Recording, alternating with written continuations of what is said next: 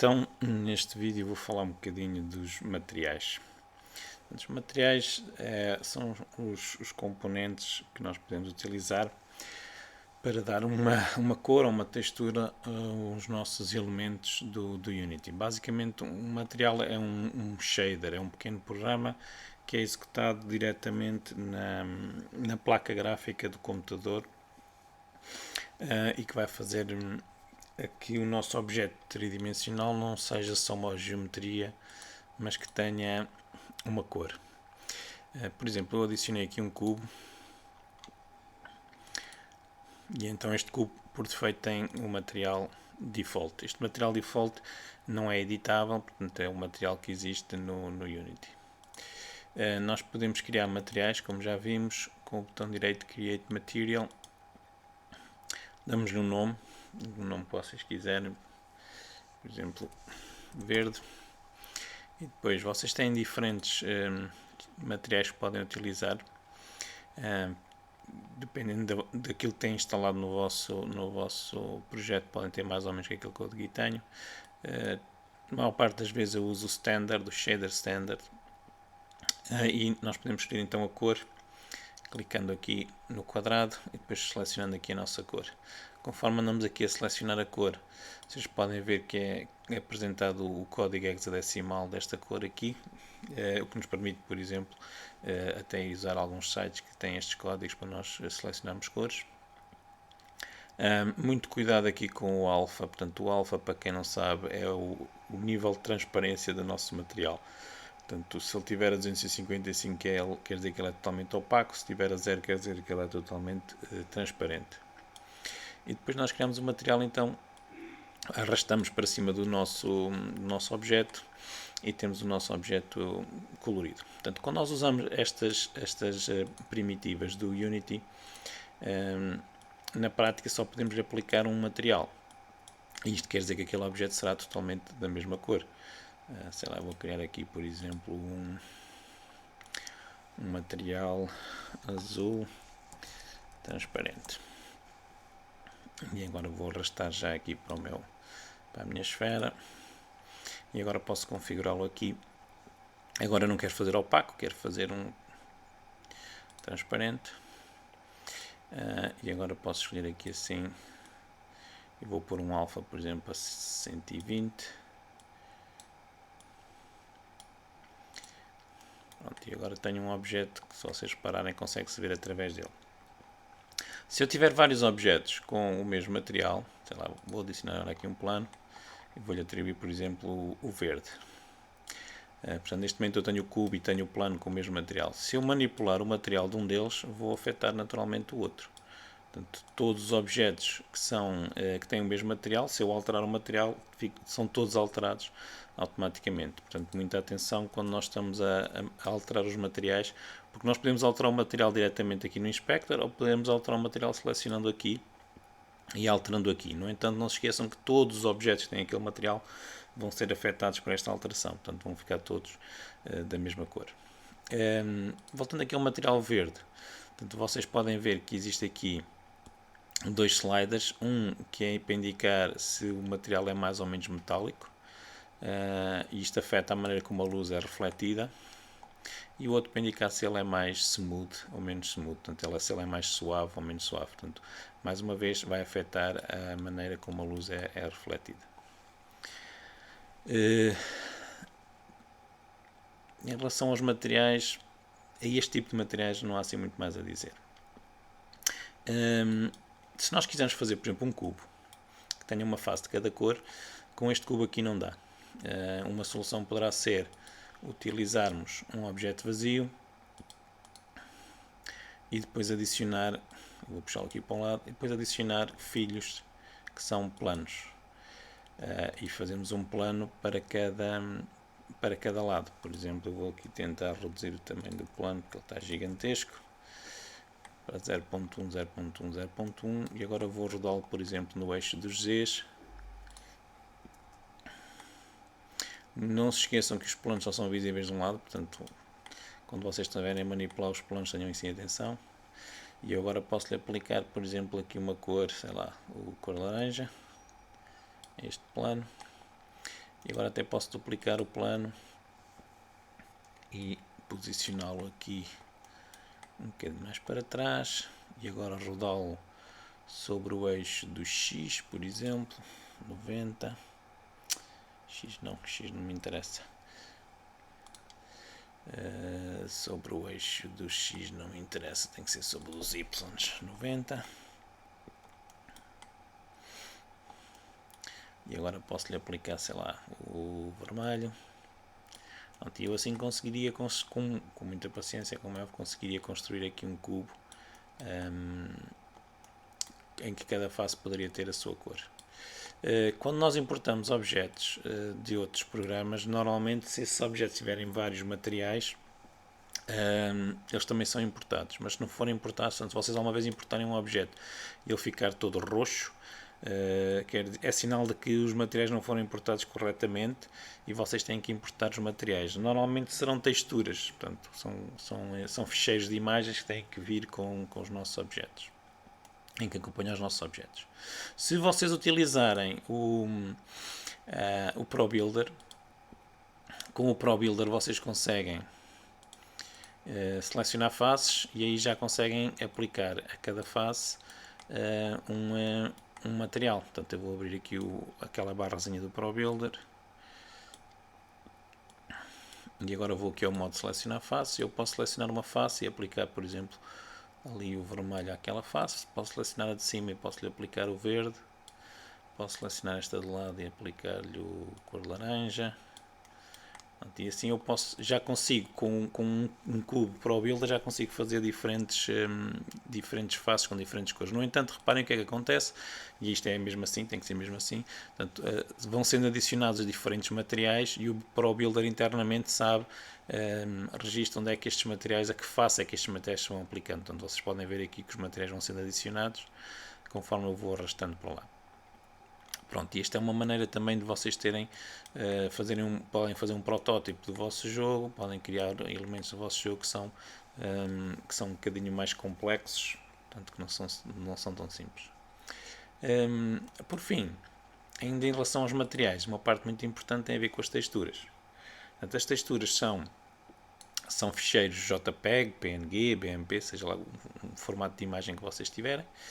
Existem alguns sites que vos deixam fazer download de texturas. Convém que sejam sites em que as texturas sejam de facto grátis. Está aqui um exemplo de um site.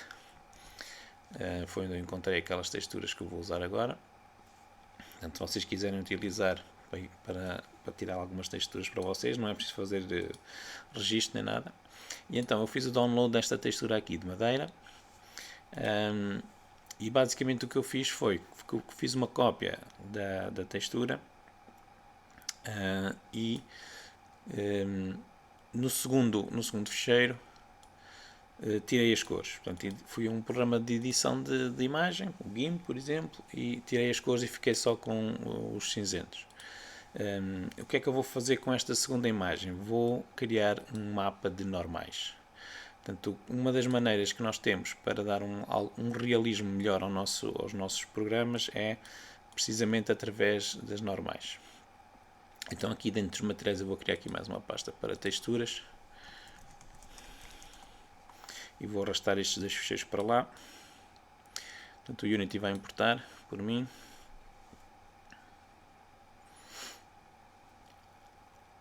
Já importou. E agora aqui, vocês podem, selecionando a textura, definir aqui as propriedades. Portanto, na primeira textura não vou alterar nada. Se vocês tiverem uma textura que for um PNG e quiserem tirar partido das transparências dela, têm que ativar aqui este Alpha is Transparent.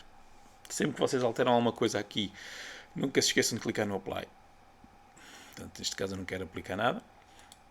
A segunda textura, aquela que se chama, que eu disse que ia ser a minha normal, aquela que eu converti numa escala de cinzento. Esta aqui, em vez de ser default, eu vou pôr Normal Map e vou selecionar esta opção que diz Create from Grayscale. Pronto, e vou fazer o Apply. E agora vou adicionar aqui mais um cubo, fazer aqui o Reset e vou posicioná-lo. Deixem-me fechar aqui a barra do ProBuilder, que só está aqui a ocupar espaço. Pronto. E agora, dentro desta pasta das texturas, eu vou criar um material chamado Wood, portanto madeira. É na mesma um shader standard, não vou mexer nada disto, e agora vou arrastar a minha textura para ali, para aquele quadradinho que diz albedo, e a segunda que diz Wood normal para ali, portanto aquela escala de cinzentos que eu criei. Portanto, o que é que eu estou a fazer na prática? Estou a construir um material que vai usar duas texturas ao mesmo tempo. A segunda textura, que é a textura das normais, na prática faz este relevo que vocês podem ver aqui. Portanto, eu vou-vos mostrar sem esta textura, vou clicar ali, vou fazer delete, estão a ver? Está lá a textura, mas está assim com um aspecto muito esbatido, muito plano, muito lisinho, e a madeira normalmente tem alguma rugosidade. Então, uma das maneiras que nós temos para dar rugosidade aos nossos materiais é usar precisamente um mapa de normais. Portanto, e o que isto faz vai afetar a maneira como a luz, como as sombras são geradas ali pela luz. Vocês podem definir aqui o grau de profundidade daqueles sulcos, portanto, se querem mais ou menos, se calhar aqui está muito, pode ficar só assim, por exemplo. E pronto, e assim conseguem ter um material que dá um aspecto mais profissional aos nossos jogos, dá um aspecto mais interessante aos nossos jogos, e não é muito pesado, porque na prática o computador, quando for desenhar, quando manda desenhar este cubo para a placa gráfica, dá-lhe as duas texturas e a placa gráfica aplica as duas texturas. Aliás, estas texturas ficam na memória da placa gráfica, tal como a geometria, por isso é muito rápido e o impacto não é assim muito grande. Em relação ainda a este material, como vocês podem ver, está a ser aplicada uma textura a cada uma à face, portanto, e acaba por ser aplicada a todas as faces a mesma textura. Vocês podem fazer aqui o tiling da textura. O tiling da textura que permite-nos dividir a textura em bocadinhos mais pequeninos, mas para que isso funcione bem, é preciso que... Desculpem, eu estou a pôr no sítio errado, aqui é o tiling, mas é no normal map, é ali em cima. Para que isto funcione bem, é preciso que a textura seja aquilo que se chamam seamless, ou seja, tem que ser uma textura que encaixa bem de um lado com o outro. Se vocês repararem, quando eu fiz aqui o tiling, apareceu aqui esta linha, quer dizer que um dos lados da textura não encaixa bem nos outros e nota-se que há ali uma quebra, portanto não é contínuo o aspecto da nossa textura. Portanto, esta textura não funciona muito bem para este tipo de trabalho, especialmente, provavelmente, no eixo dos Y, porque no eixo do X ela até vai funcionando bem. O problema é que se nós fazemos o tiling num dos eixos e não fazemos no outro, a textura fica assim um bocado desformatada. E, portanto, não é uma boa ideia aplicarem o tiling de um lado e do outro. Portanto, o tiling na prática é como se fossem os azulejos do chão. É uma maneira de nós aplicarmos uma textura numa área muito grande, porque se temos uma textura que é pequena numa área muito grande, ela fica muito esticada e perde qualidade. Portanto, é uma das maneiras de nós usarmos o truque de usar como se fossem azulejos uma textura.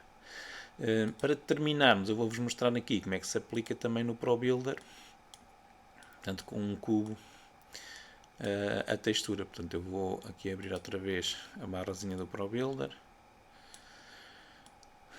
Vou selecionar aqui, por exemplo, esta face de lado. E agora vou arrastar para ali a textura da madeira.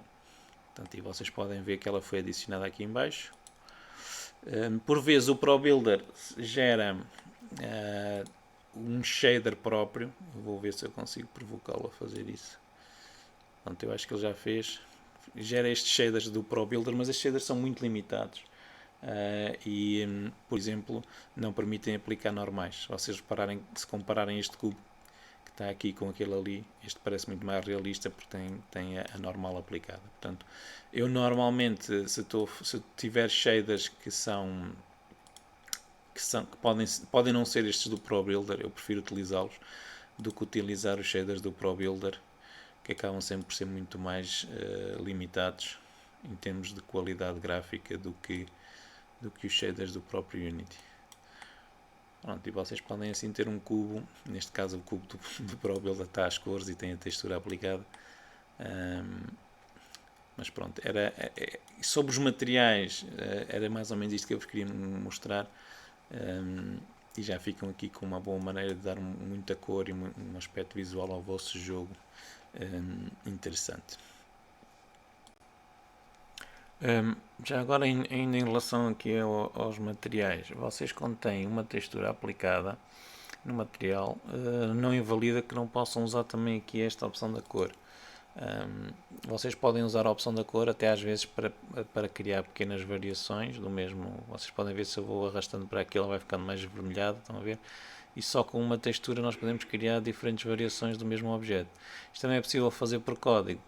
Por exemplo, se um jogador tiver com mais dano, ou seja, menos vida, podemos mudar a cor.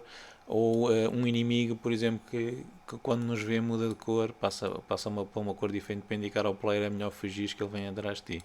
Portanto, vocês podem combinar a textura com uma cor e esta cor funciona como se fosse uma tonalidade que é aplicada sobre a textura, permitindo criar este tipo de variações que são sempre interessantes para não tornar o nosso jogo monótono. Portanto, tendo algumas variações, os jogadores nem sempre detectam que aquela textura está-se a repetir.